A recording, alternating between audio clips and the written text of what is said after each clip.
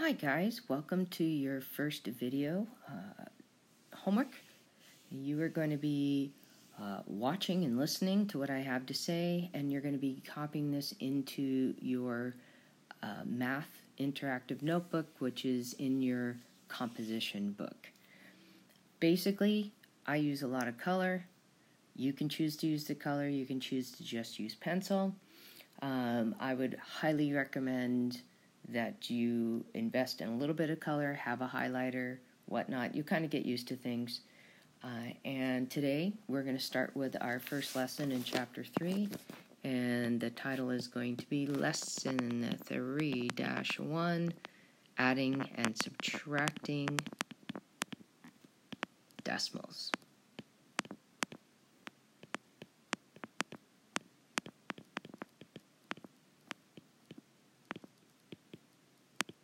Okay, now what I like to do is kind of put things into bullet format, so key ideas you need to look for, and basically the rules are the same for both of these.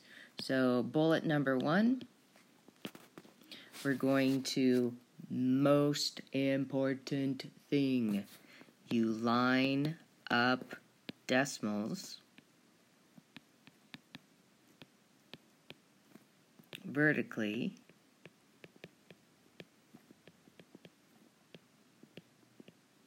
when adding or subtracting. So sometimes I don't write the words out, I just use the symbols. Most important thing. Now these rules do not hold true for multiplication and division with decimals, just for adding and subtracting. Now, what can happen is that your numbers don't have the same number of digits. Like one may have only 2 digits after the decimal point, the other may have 4. And so when you line up, you've got some blank spots. So we're going to teach you a fancy word, and that's the word annex. So annex is a fancy way to say add on. So annex zeros, so both numbers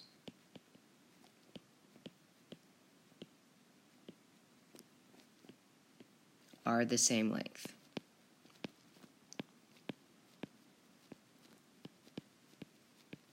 We're going to do a bunch of demonstration problems, so you'll see exactly what I'm saying. Okay, and at this point, you're just going to add or subtract. Now, which one do you do? Whatever the operation tells you to do. Now, a good thing to think about also, before maybe you even start, so I'm going to put a star, and I'm going to put it boop, up at the top. Because what you could do, just to get a ballpark idea if your answer's right, is try to estimate first. So if you estimate your sum or your difference, sum being the answer to an addition problem, difference being the answer to a subtraction problem, then you know if your answer's on the right track. You know, if you estimate the answer is going to be 4 and you get 40, then you know something's wrong with your decimal point, okay? All right, so let's get into some examples. So the directions are going to ask you to find each sum, so example,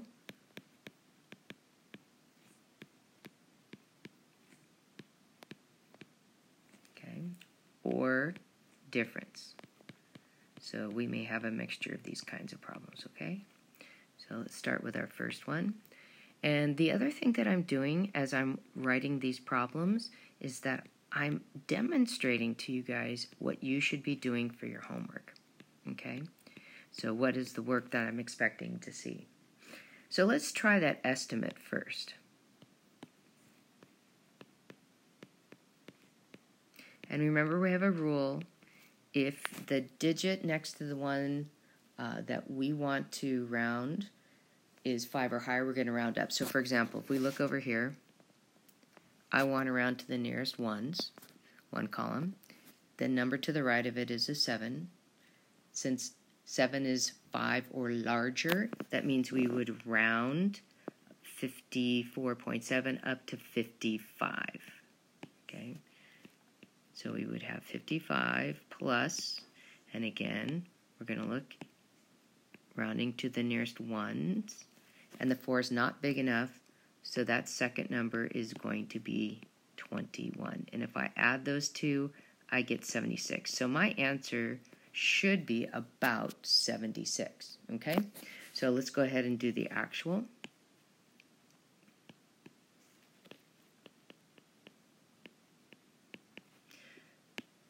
So I'm going to go ahead and take my two numbers, but I'm going to rewrite them vertically.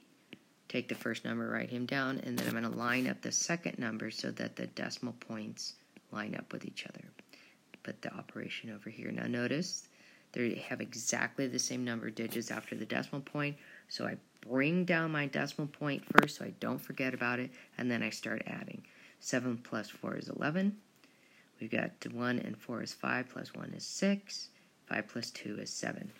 Now, since 76.1 is about the same as 76, that means I think I did my answer right. So I'm going to be pretty confident, and I'm going to box up my answer. So 76.1 is the actual answer to this problem. All right, let's do something similar, but this time let's do a subtraction problem. So we have 9, and if I read this correctly, it's 543 thousandths, and I want to subtract from that 3 and 671 thousandths. So let's go ahead and try to estimate first.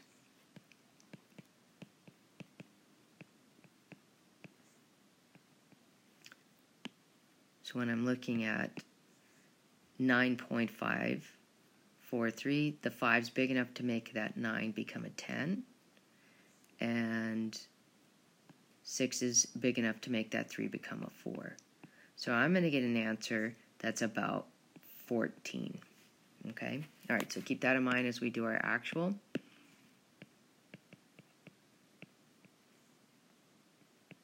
So we're going to line them up vertically. And we have 9.543 minus, and again, we just happen to line everything up. Same exact number of digits afterwards. So bring the decimal point down, and then start subtracting. 3 take away 1 is 2. I can't do 4 take away 7, so I rename. I'm left with a 4, and the 1 goes over to the 4, making a 14. So 14 take away 7 is 7. I can't do 4 take away 6, so I'm going to rename again. Leaves me an 8. Bring the 1 over in front of the 4, now it's 14. 14 take away 6 is 8. And then 8 take away 3 is 5. Oh my gosh, did you see the boo-boo I just made? Alright, remember, Miss Rosner makes mistakes. Right here. We're going to try this one again. That was supposed to be a subtraction sign. And I get about 6. Well, I would have to say that 5.872 is approximately the same as 6. So that says, yep, I'm pretty confident I did it right. So I'm going to box up 5.872. Now remember, the whole point behind this video is you can stop it as you need to and slow it down and do things at your pace, okay? Let's do a couple more examples. So I'm going to go over to the next screen. And let's just do 2 more. So let's do oops, sorry, let me change my color back to black. So let's do number 3. Let's do an adding problem again. Let's do 14.2, and I want to add to that 23.57. So 14 and 2/10 plus 23 and 57 hundredths. So again, I'm going to start with that estimate.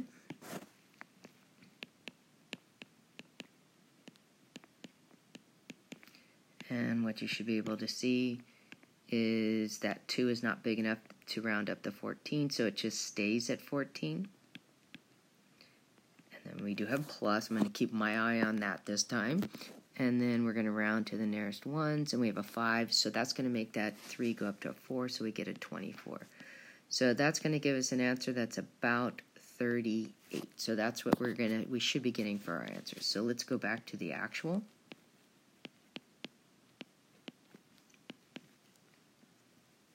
And let's see what we got here. I always start with the first one, and I put him on top, and then I'm going to line up the other one. So if you notice here, this second number has a 7 in the hundredths place, and there's nothing in the hundredths place on the top number. So what we're going to do is annex that 0. Okay, so there's that 0, and now my numbers are the same length, so I'm going to go ahead and bring down my decimal point and start adding. So I have a 7, 7, 7, 3. Ooh, I didn't know that was going to happen. So I have 37.77. Oh my gosh, ladies and gentlemen, that is almost exactly 38. So I'm going to go ahead and say, yep, the answer is 37 and 77 hundredths.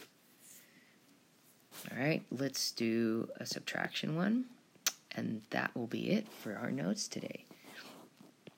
Let's do 14 take away 9.092.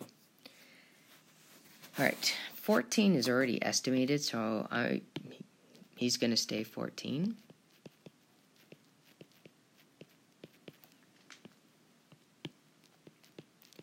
But 9, we have a 0 next to him. It's not going to change, so we're going to have 14 take away 9, which is going to give me approximately 5. So that's the goal number I should be getting. All right, let's do our actual. Now, some people might be a little confused, and they say, well, wait a second. I don't see the decimal point in 14. Remember, the decimal point separates whole numbers from parts. There are no parts with 14, so the decimal point would be at the right of the 14. Okay, at the right of the 4. So then I'm going to line up the 9 and 92 thousandths. And again, what you should see is we are missing some digits. So let's add them in so that my two numbers are the same length. And then we're going to subtract. Ugh. When I bring down the decimal point, look at this. Nothing, nothing, nothing. So I'm going to be renaming like a crazy person. So I'm going to rename 14 into 13. That gives me a 10 over here, but I still need a rename. So I have a 9. That gives me a 10 in the next column in the hundredths, but I still need a rename. So that's a 9. And finally, whew, I get 10 in the thousands. So 10 take away 2 is 8. 9 take away 9 is 0. 9 take away 0 is 9. 13 take away 9 is 4. Now 4.908 is about 5, so I feel pretty confident. And I circle up my answer, box it up, that I have 4 and 908 thousandths as my answer. All right. Tomorrow we're going to practice this concept. Have a good night.